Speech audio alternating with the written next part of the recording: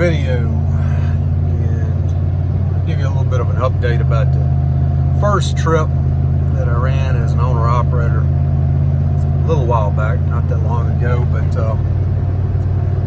booked a load of plastic film. It was coming out of Danville, Virginia, and it was going to go, it was a two-stop load. First stop was going to go to Midlothian, Virginia, up near Richmond, and then the consignee and the final stop was going to be in Winchester, Virginia, which is a little further up the road. So picked the load up and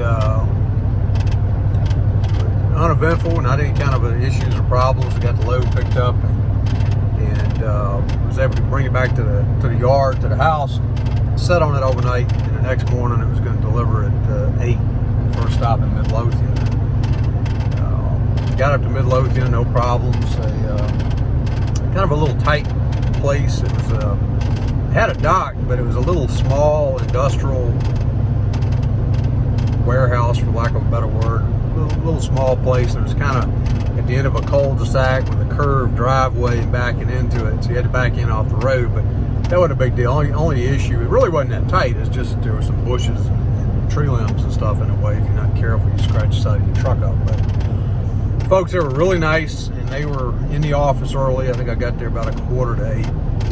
And as soon as I got there, they had me back into the dock and went ahead and unloaded it and had their stop unloaded very quickly. It was just a few minutes. And left there, heading up toward Winchester. And a route I decided to take, which I thought would be less traffic, less headaches, and that kind of stuff, had a 2-lane road for about 20 miles or so, and then it would open up into a 4-lane divided highway. Well, about a mile before it was going to open up into the larger roadway, came around a curve, and there was a great big tree laying across the road, blocking the entire road. And first thought about trying to back into a driveway or something of that nature. Driveways are gravel, so I wasn't had to worry about messing up somebody's thin asphalt or something, but they were too narrow. And besides that, by the time I got stopped good, there was a whole solid line of traffic backing up behind me, other trucks, delivery vans, cars. I mean, there was a whole bunch of people there in short order. But luckily, there's a homeowner there, and he went and got his chainsaw, and then 2 or 3 other homeowners came out with their chainsaws, and a bunch of folks like me that were stuck in the roadway got out and started grabbing the branches and the pieces of the tree as they cut it up and throwing it off to either side of the road. So it didn't take too long to get it all cleared up. There's a lesson I learned a long time ago, and that is, even if you think a trip's going to be relatively easy and relatively short, always allow yourself extra time.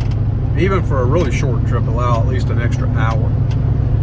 And the longer the trip, the more fudge factor time you need to build into it. And if you don't do that, you're going to wind up being late frequently, and you're going to wind up being stressed out. So I wasn't stressing out. I knew I had plenty of time. One, I had built extra time into it. And 2, the first stop, instead of them taking an hour and a half to 2 hours to get it unloaded, like I think they had it unloaded, I don't know, something like half an hour, maybe less than that. It wasn't long. So I picked up, I was ahead of schedule, and they unloaded it faster, so I was way ahead of schedule. So I wasn't stressing out.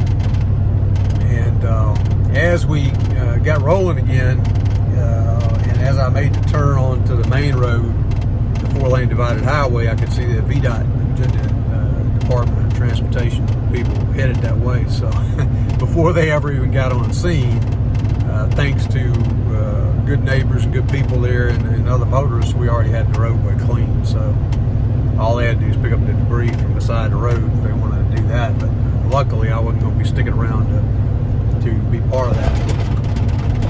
So went ahead and made it all the way up to Winchester, found the delivery location, and delivered that first load on time.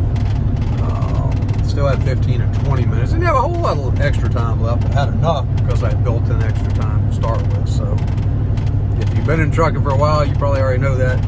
If you're just starting out in trucking, always build extra time into your trips when you're doing your trip planning, because stuff happens. It's going to happen to you too, I guarantee it. Incidentally, that is the second tree that I've had blocking the roadway in less than a year. It's the first one as an owner-operator, but last winter I had came around another curve and down a hill, and had a lot of snow and ice, and there was a tree blocking the road there too. Unfortunately, that one took a little bit longer to get out of the way, but allow yourself extra time and have patience.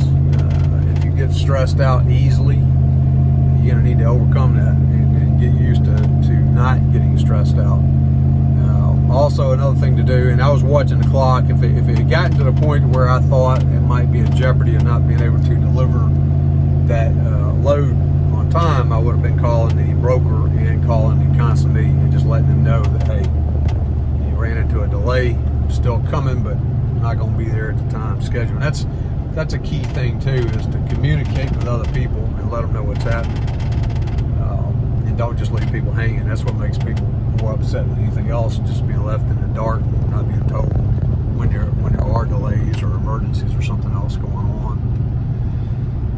So that was the adventure of my first load as a independent owner-operator. Now, not my first load, not my first time at the rodeo by a long stretch. I've delivered thousands of loads as a company driver, and I've been a licensed instructor, third-party skills examiner, got a lot of time in the seat, a lot of time delivering loads. But it still is funny, because when you deliver your very first load as an owner-operator, it's almost like you're delivering your very first load all over again. Or at least that's the way it felt to me. It's a strange experience, good experience, but different. So,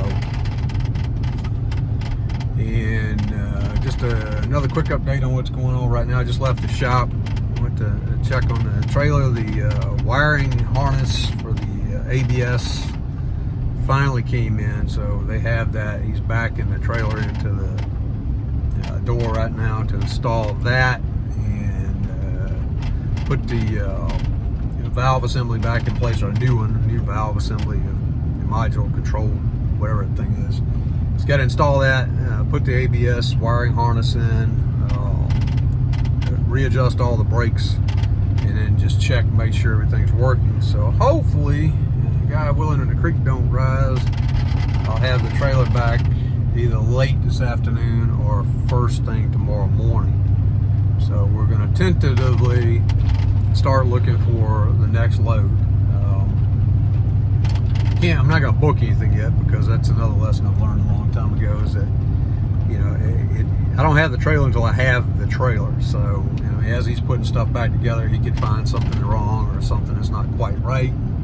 It could wind up taking, into tomorrow or all day tomorrow, who knows what. So I'm not going to actually book a load until I physically have the trailer back in my possession, and also have checked it for myself and everything is working. But hopefully we will have it back either late this afternoon or first thing tomorrow, and then we will book the next load. And when we do, I'll share that with you. I'll share where we got it from, where we're picking it up, where we're going, and some of that trip with you as well.